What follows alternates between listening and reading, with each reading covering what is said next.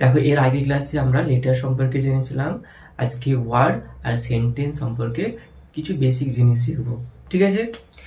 দেখো, word word আমরা সবাই জানি। ওয়ার্ডের বাংলা মানেও সবাই জানি। ওয়ার্ডের বাংলা মানেটা কি? শব্দ। এবার হচ্ছে এই ওয়ার্ড কাকে বলে? না, এক বা একাধিক লেটার পাশাপাশি বসে যখন একটা অর্থ বা মনের ভাব প্রকাশ করবে। কি বললাম? এক বা একাধিক লেটার। এর আগে ক্লাসে আমরা লেটার পড়েছিলাম। সেই যে লেটারটা যে পড়েছিলাম, সেই লেটারগুলো একটা বা একাধিক লেটারগুলো যখন পাশাপাশি বসবে এবং একটা অর্থ বা মনের ভাব প্রকাশ করবে, তখন তাকে আমরা কি বলবো? ওয়ার্ড বলবো। তাহলে ওয়ার্ডের সংজ্ঞাটা আমরা বুঝতে পারলাম কি? যদি আমরা সংজ্ঞাটাকে ধরি তাহলে কি করব আমরা? না, এক বা একাধিক একাধিক লেটার লেটার পাশাপাশি বসে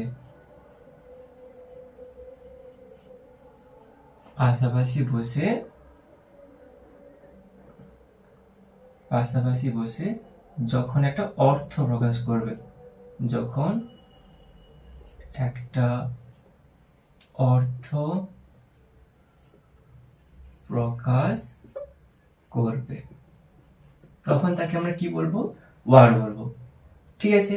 এবার কিভাবে? না, আমি বললাম যে এক বা একাধিক একটা লেটার নিয়ে কি একটা ওয়ার্ড তৈরি হয়? হ্যাঁ, তৈরি হয়। কিভাবে? কোনগুলো? ধরো আমি লিখলাম আই। আই তো একটা লেটার।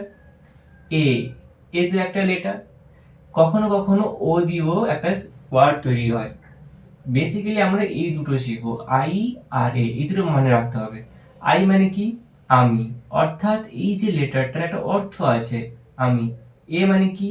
একটি, এটারও একটা অর্থ আছে। তাহলে অর্থ থাকা মানে কি? একটা অর্থ প্রকাশ করবে। তাহলে এগুলো হচ্ছে এক একটা কি কি থাকবে? এগুলো এক একটা ওয়ার্ড। ঠিক আছে? বাকি এটা তো এক হয়ে গেল। এবার একাধিক একাধিক করে দিয়ে দেখি। ধরো সাপোজ আমি লিখলাম জি একটা লেটার নিলাম, আর একটা ও একটা লেটার নিলাম। দুটো লেটার নিয়েছি। তারপরে সি একটা লেটার নিলাম, এ একটা নিলাম, টি একটা নিলাম। হয়েছে?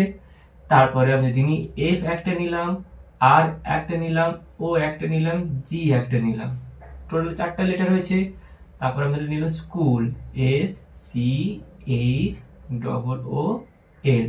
দেখো, এখানে কি কি দেখতে পাচ্ছি? পার্থক্যটা কি? না, এখানে দুটো লেটার পরপর বসছে, এখানে তিনটা লেটার, এখানে চারটা লেটার, এখানে হচ্ছে ছটা লেটার বসছে।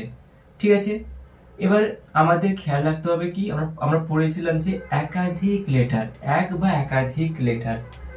এক্ষেত্রে দেখো, একাধিক মানে আমরা জানি যে একের বেশি, সে দুই হতে পারে, তিন হতে পারে, হাজার হতে পারে। একের বেশি হওয়া মানে হচ্ছে একাধিক।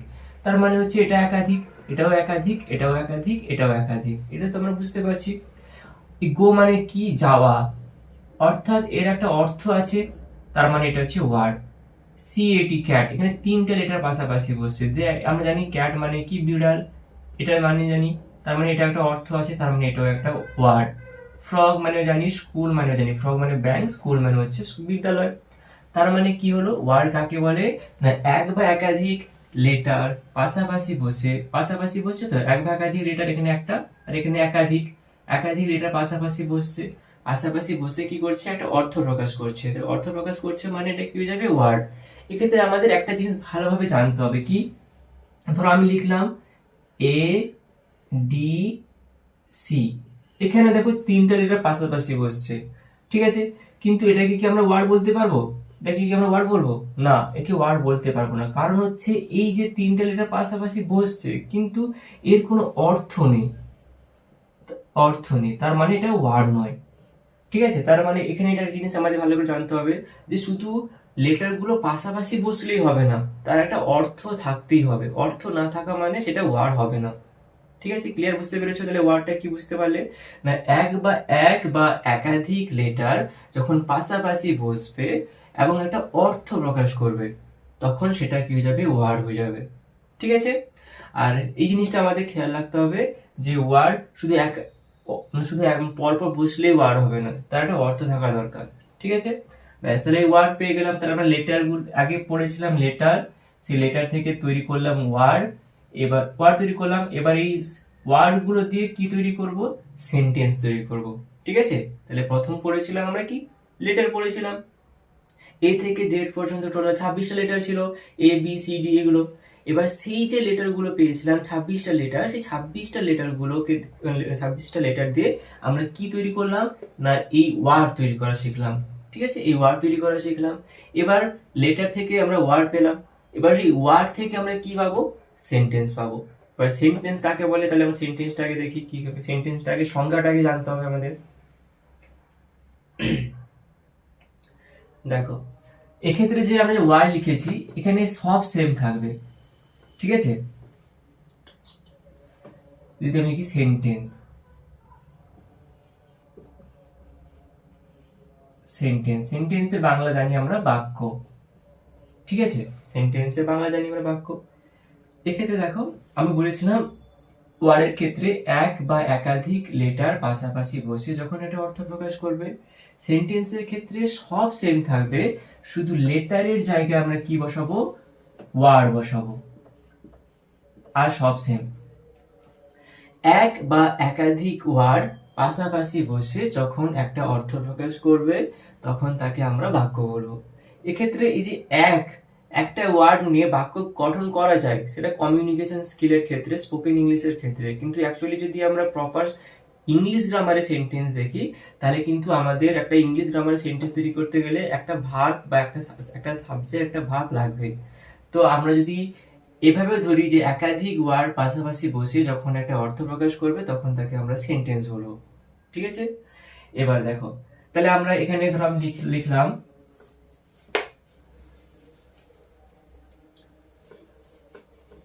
আমরা কি লিখবো, ধরো আমি সাপোজ লিখছি I have a pen, I have a pen.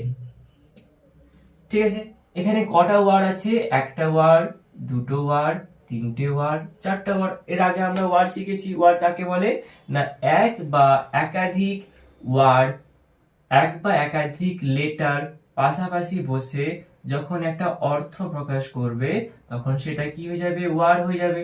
এটা আমরা পড়েছি, এখনই পড়লাম।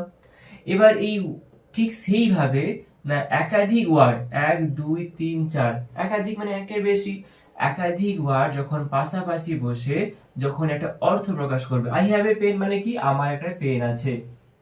আই হ্যাভ মানে আমার আছে, কি আছে, এ পেন, আমার একটা পেন আছে, আমার একটা পেন আছে।